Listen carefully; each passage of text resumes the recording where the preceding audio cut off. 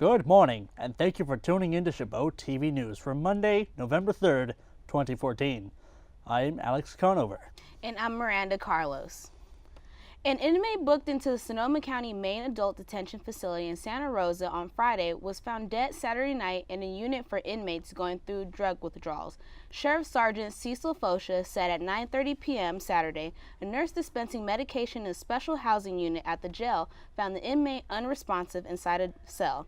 After a correctional deputy could not detect the pulse, other jail personnel were called to the scene and paramedics arrived, but life-saving attempts failed and the inmate was pronounced dead at 9:49 p.m. There is no indication of injury or foul play, and the circumstances behind the inmate's death are still under investigation. Detectives of the Sheriff's Office are still conducting the investigation.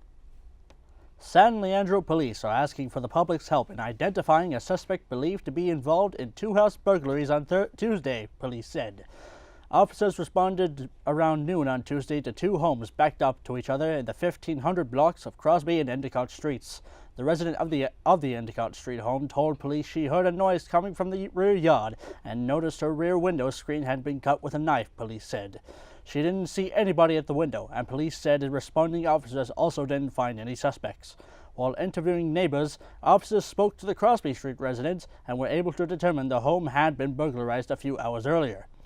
Police said the resident was missing small, concealable items like jewelry, and the investigators believe the two incidents are related. Other neighbors reported seeing a suspicious man in the neighborhood, and police said they would like to identify him and interview him. He is described as a black man between 20 and 25 years old, who was approximately 6 feet tall, with medium build and short black hair. Anyone with information about the case is asked to call the San Leandro Police Department at 510-577-3230. Two high school students were arrested Thursday on suspicion of selling drugs in Napa. In early October, an undercover NSIB detective bought an unspecified amount of LSD sugar cubes and ecstasy capsules from one of the teens on Old Sonoma Road in Napa. The 17-year-old boy was arrested while a teenage passenger was released at the scene. Detectives then executed a search warrant of the suspect's residence, where they seized additional evidence related of sales of LSD. The suspected dealer's source was identified as another 17-year-old high school student. That student was contacted at home, where he consented to a search. Detectives found an unspecified amount of LSD, uncontaminated sugar cubes, and evidence of sales of ecstasy. A school resource officer assisted in the investigation. Both juveniles were booked into the Napa County Jail on suspicion of drug-related crimes, according to NSIB. The schools that the boys attended were not identified. The man arrested Thursday in connection with that day's kidnapping of a puppy named Bella was identified as a father and son from American Canyon. The puppy named Bella was home safe Thursday afternoon, hours after she was allegedly snatched during a residential burglary in Napa. At about 3 p.m. Thursday, a citizen who had read Napa's police Facebook post on the incident reported two men walking with a dog wrapped in a sweatshirt that matched the dog's description near Napa High School. About 45 minutes later, officers stopped the two men at 4th and Bunnell Streets. The two suspects, initially identified as Alejandro Elliott, 18, of Napa, and Bernardo Velasquez, 41, of American Canyon, were questioned and booked into the Napa County Jail. The younger man was later identified as Alexander Elliott Velasquez, 18, of American Canyon. He is the son of Bernardo Velasquez, Hunter said. The two suspects were booked into the Napa County Jail on suspicion of burglary, possession of stolen property, and conspiracy. We'll be right back after this short break. Stay tuned for more Chabot TV News.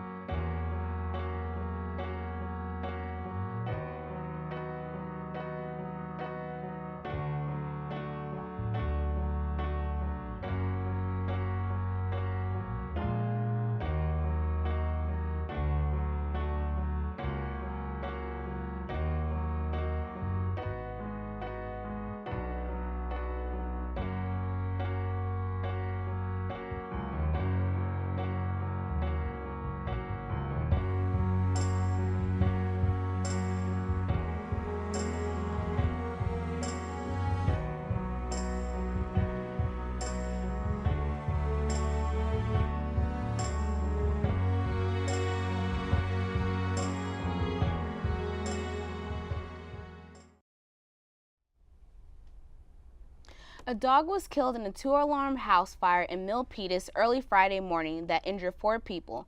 Firefighters responded to a report of a fire in the 2200 block of Farmcrest Street, east of Hillcrest Park, shortly before 3 a.m. The blaze at the two-story home was under control by about 4 a.m. Fire crews extricated 4 people from the home. Of the 4 people injured in the fire, 3 of them were sent to a hospital for burns and significant injuries suffered when they were extricated from the home. Simonson could not confirm if the 4th person was also transported to a hospital or treated on scene and released. A battalion chief at the scene of the fire confirmed that a dog had perished in the fire. The fire caused an estimated $375,000 in damage. The cause of the fire is under investigation. BART are seeking the public's input for improvements at the Embarcadero and Montgomery stations and will be holding 2 in-station events on Tuesday and Thursday. The transit agency is looking at various options to ease overcrowding at its 2 busiest stations, BART spokeswoman Alicia Trust said.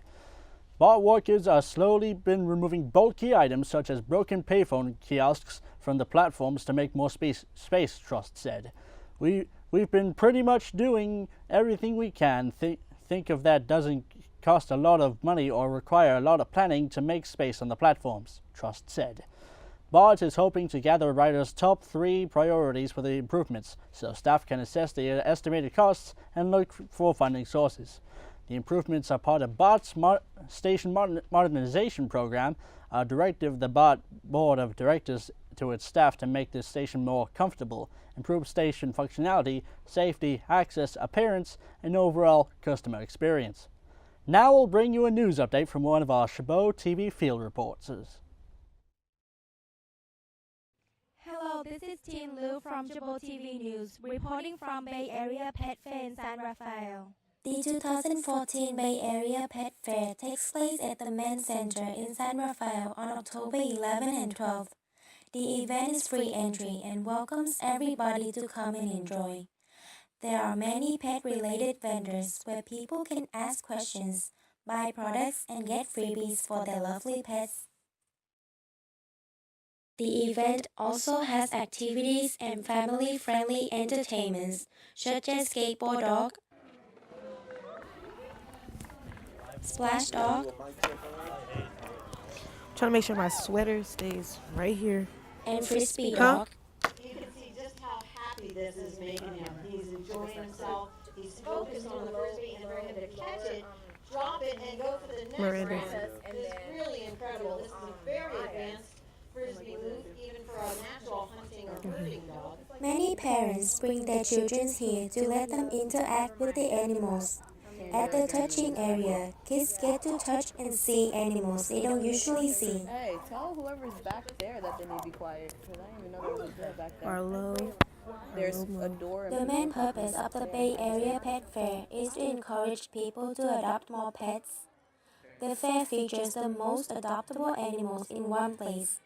There are more than 60 rescue groups and shelters from Northern California. Here, people have a variety of choices to better find a perfect fit for themselves and their family. It's nice to have more animals to look at all at once because sometimes when you go to the pound there's only 3 or 4 animals to sort of choose from. You don't know if it's going to be the right fit for your family. So here you have a lot more opportunity to meet more pets and see if they're the right fit for you. Inside the center, there are more animals available for adoption, such as rabbits, cat, pigeon, and even turtle. After the 2-day event, there are total 758 confirmed adoptions. We hope to see the number grow more in the future. Don't forget to come to the Bay Area Pet Fair next year. If you want to find more information about Bay Area Pet Fair, go to bayareapetfair.org. This is Tin Liu from Chabot TV News. I'm Mariah Reese. Here is some updates on world sports. Simeon Varlamov was nearly unbeatable in regulation and overtime. He couldn't match it with the game on the line. Patrick Marleau and Joe Pavelski scored in the shutout to help the San Jose Sharks beat the Colorado Avalanche 3-2 on Tuesday night. Antinimi stopped 31 shots in both Avalanche players in the short out to give the Sharks the win. Varlamov had a season-high 49 saves, many of them highlight-worthy. He kept the Sharks frustrated throughout overtime, but didn't make a save in the shootout. The Sharks led 1-0 after the first despite outplaying Colorado for the entire period. San Jose held a 23-8 advantage in shots and at one point had 14 straight on Varlamov. The only one to get past him was Brett Burns, tipped off Marco Moreller's shot from the point at 9:23 of the period. The Sharks had other opportunities to score. Thomas Hertl had an open net, but his backhand hit the crossbar. They also had numerous odd man rushes, but couldn't capitalize on them. World Series MVP Madison Bumgarner pitched 5 shutout innings of the relief as the San Francisco Giants defeated the Kansas City Royals 3-2 in Game 7 of the World Series Wednesday night to capture their third title in 5 seasons and 8 in franchise history. Bumgarner retired Salvador Perez on a foul pop to third baseman Paulo Sandoval for the final out of the 2014 baseball season, with Alex Gordon on third base after center fielder Blanco misplayed Garner's 2-out single. Bumgarner was immediately embraced by catcher Buster Posey, and rest of the Giants rushed to the mound to join the victory party. Most of the San Francisco players tossed their gloves high in the air as they ran to the center of the diamond. The Giants became the first visiting team to win a World Series decider since the 1979 Pittsburgh Pirates, while the Royals saw a magical run that included an 8-0 run throughout the American League playoffs fall one game short. Stay tuned in for more Chabot TV news after this short break. Today I would like to talk to you about marijuana. And no, I'm not going to tell you that it will rot your brain. It's these kind of claims that I'm here to steer you clear of. Yes, marijuana was technically made illegal in 1937, but in recent years, 20 states have seen the plant's medical potential. Marijuana is commonly used as a treatment for the symptoms of glaucoma, depression, epilepsy, anorexia, even AIDS and cancer, without all the side effects of prescription pills that are in some cases just as bad or even worse than the illnesses they are prescribed to treat. Did you know that George Washington and Thomas Jefferson both grew hemp? And even Jesus Christ himself used oils made from cannabis, or as the Bible calls it, cannabosum. Look it up. Need more convincing? Okay. It's estimated that legalizing and taxing weed would bring in $6.2 billion every year. And for all you stoners out there, that's over 12 billion tacos from Jack in the Box. New York City alone wastes $75 million every year in cannabis arrests. And lastly, the single most important benefit of pot is that it makes recording PSAs a lot more fun, if you catch my drift. This message has been brought to you by the Medical Marijuana Society and by KCTH TV. Later, homies. Kmart is closing its outlet in San Leandro in early December, the store's parent company confirmed Friday. In a blow to the East Bay's retail scene just ahead of the crucial holiday shopping season, an estimated 102 employees will lose their jobs when the store shuts its doors. The San Leandro store began its liquidation sale at the end of September. The shutdown is part of Sears' efforts to liquidate some of its assets amid shrinking sales and steady losses. The store closure comes on the heels of $1.8 billion in losses for Sears Holding for the most recent 12 months. Revenue has declined at the company for 7 years. A handful of Bay Area restaurants will begin adding a service charge to the price of meals and low of tips. 5 restaurants, Kamal in Berkeley, Camino, and Dendo in Oakland, and Bar Agricola and Throw Normand in San Francisco, will begin adding a 20% service charge to all customer bills and not accept any other gratuity.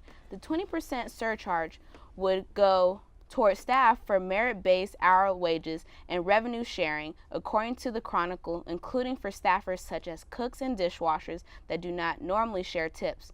The changes come as Bay Area cities boost their minimum wage levels above the California minimum wage of $9 an hour. It's the end of the line for free parking at BART stations. The Rapid Transit District began service in 1972 with a philosophy that people needed to be offered an empty seat on a train and free parking space if they were going to be lured out to their cost to commute. But now riders will have to hand over $1 a day to pocket Concord, North Concord, Hayward, and the Oakland Coliseum as BART. Over the next few weeks, phases out the last of their 4 free lots. Okay, that's our news for Monday, November 3rd. Thank you for watching and tune in to the next edition of Chabot TV News.